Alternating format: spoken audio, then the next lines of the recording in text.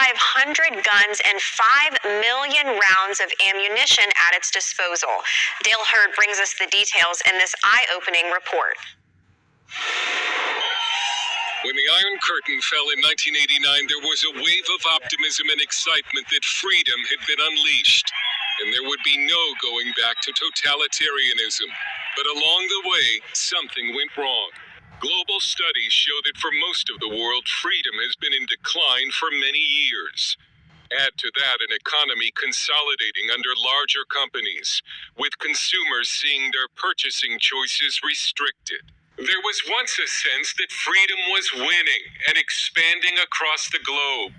Now the future is looking less free, with fewer rights and fewer choices about how we live our lives. Christian civil liberties attorney John Whitehead takes the radical view that the Constitution has been effectively terminated because so much of it is now regularly ignored.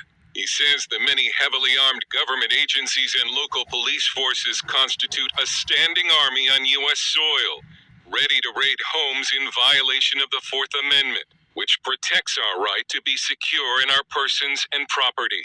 The IRS has 4,500 guns, 5 million rounds of ammunition. The Veterans Administration has 11 million rounds of ammo. The Department of Health and Human Services, believe it or not, has 4 million rounds of ammo. The Social Security Administration has 800,000 rounds of ammo for their special agents and armors and guns.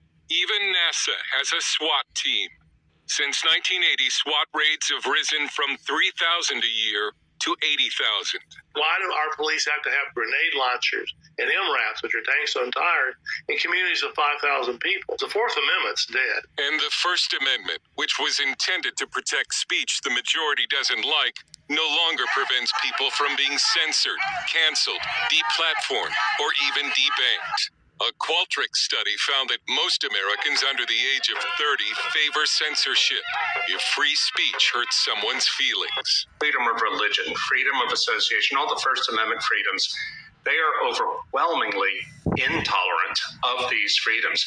They do not want to support free speech, freedom of religion, or anything like that if the exercise of those freedoms stands to hurt a vulnerable minority. And the FBI continues to illegally spy on Americans, including politicians, another violation of the Fourth Amendment. Not only is liberty under siege, our economic choices are narrowing. The dark green color in these graphs shows the growing dominance of large corporations over small businesses in many sectors of the economy. Small business optimism is now at its lowest point in 10 years. Nearly 2 in 5 small businesses could not pay their rent in May. Consumers are having choices taken away from them, especially if the product they want runs on fossil fuel, mainly because of those in power supporting the belief in a man-made climate emergency. Energy analyst Dr. Marlo Lewis accuses Washington of trying to regulate the fossil fuel industry out of the economy. This has put a big damper on capital investment in oil companies, natural gas companies.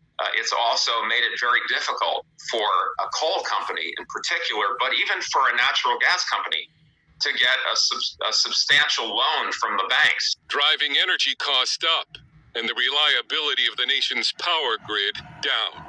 A Penn State poll showed most Americans believe they've lost more personal freedoms in the past 10 years than they have gained.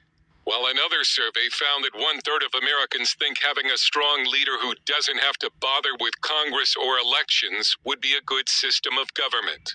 One of the forces behind the fall of the Iron Curtain and a leader of the Czech Velvet Revolution, Jaroslav Flieder, told us he never expected the free world to turn out like this, and said he's especially upset that many Americans seem okay with a loss of rights when it's used against their political enemies.